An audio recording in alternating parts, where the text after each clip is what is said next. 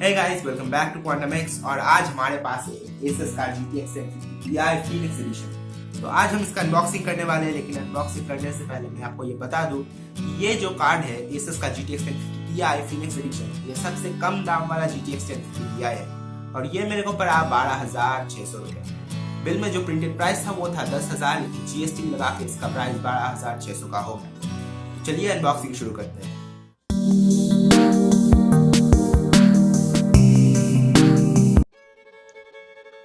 तो ये GeForce GTX 1050 Ti मेरे को 12,600 का पड़ा। तो जैसा कि आप देख सकते हैं GTX 1050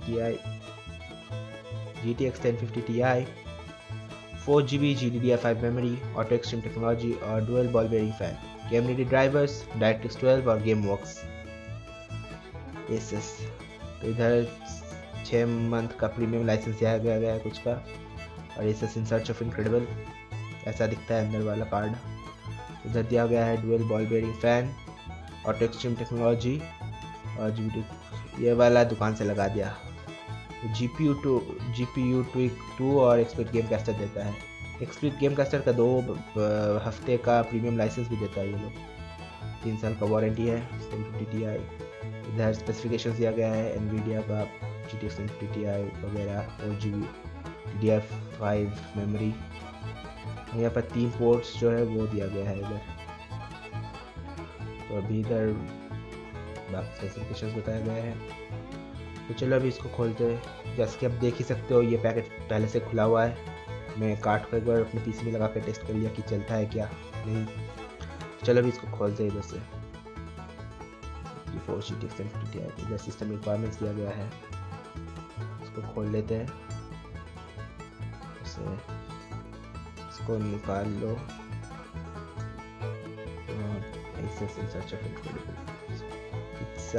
इस साइड से निकालना अच्छा होगा। हाँ, तो ये है ग्राफिक्स कार्ड, इसको निकाल लेते हैं, ध्यान से टूट ना जाए। डर लगता है यार, बहुत महंगा चीज़ है। तो ये जो है ग्राफिक्स कार्ड है, तो करके खोल लेते हैं। तो इसको निकाल ले।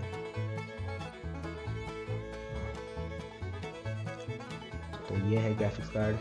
ये जो है फैन है, फैन घूमता भी है। अंदर हीट सिंक लगाया गया है। ये जो चिपसेट है प्रिंटेड सर्किट, और इधर से भी देख सकते हो हीट सिंक जो है सर्किट पे लगाया हुआ है। बाहर वाला प्लास्टिक कोई काम का नहीं है। इधर ये लगाया गया है सेफ गार्ड के लिए। ये प्लास्टिक का केस जो है इसको आप उठा कर फेंक दो अगर फिट नहीं होता आपके CPU में। इधर जो है 3 पोर्ट दिया गया है, DVI, HDMI और तीसरा वाला पता नहीं क्या है, ये वाला पता नहीं मेरे को क्या है। तो अभी जो है 2 स्लॉट्स का बनाया गया है ये। इधर जो है PCI स्लॉट है, अंदर हीट सिंक है। प्लास्टिक के कोई काम का नहीं है, इसको उठाकर फेंक देना चाहिए। अगर आपके CPU में ये फिट ना हो ना तो प्लास्टिक का केस उठाकर फेंक दो। ये जो है इधर का है प्लास्टिक का केस, किस लिए लगाते हैं ये लोग प्लास्टिक का केस पता नहीं मेरे को। इसको साइड में रखते हैं। अभी अंदर का जो है आपको एक मैनुअल मिलता है स्पीड सेटअप का, कैसे लगाना है, क्या क्या करना है, ये सब दिया गया है अंदर। और इधर है एक ड्राइवर्स और GPU ट्विक 2 का डिस्क मिलता है, इंस्टॉलेशन डिस्क। इसको भी इधर रख लेते हैं, इसको लगा देते हैं। और अभी ये ग्राफिक्स कार्ड जो है अभी अब अपने सिस्टम में लगाने को चलते हैं। चलो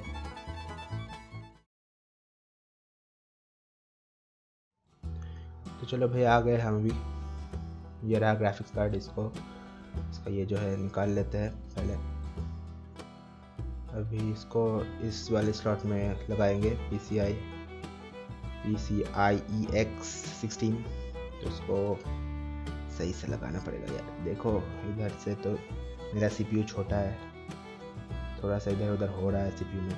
तो यार घुसना कहीं अटक रहा है इस साइड में, रुको यार, सही से घुसना यार। हाँ चलो लग गया। अभी इधर घुस जा, तो घुसना बे। हाँ लगता है घुस गया। हाँ हो गया अभी। तो इस साइड का ज़रा ऊपर उठाना पड़ेगा।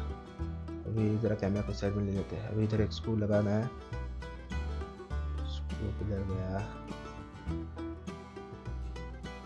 भैया? स्क्रू नहीं मिल रहा। स्क्रू किधर रखा? अच्छा मिल गया, इसको जरा हटा लेते हैं। नहीं मिल गया स्क्रू, छोड़ो तुझे। अभी इसको अच्छे से लगाना पड़ेगा।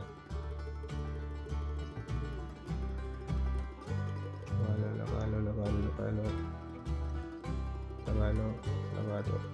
ऊपर उठा देते हैं, लगा लो। हाँ, टाइट कर देते हैं एकदम। तो टाइट कर दिया ना। चलो हो गया। अभी इधर का ये वाला चीज़ लगा देते हैं, पता नहीं ये क्या है, कुछ गार्ड वार्ड के लिए काम आता होगा। दूसरा स्क्रू इसमें लगा दो।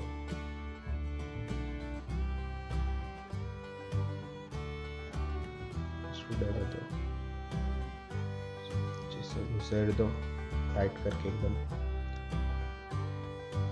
अभी HDMI अरे यार गिर गया कैमरा यार, सही से पकड़ नहीं सकता, कैमरा गिर गया।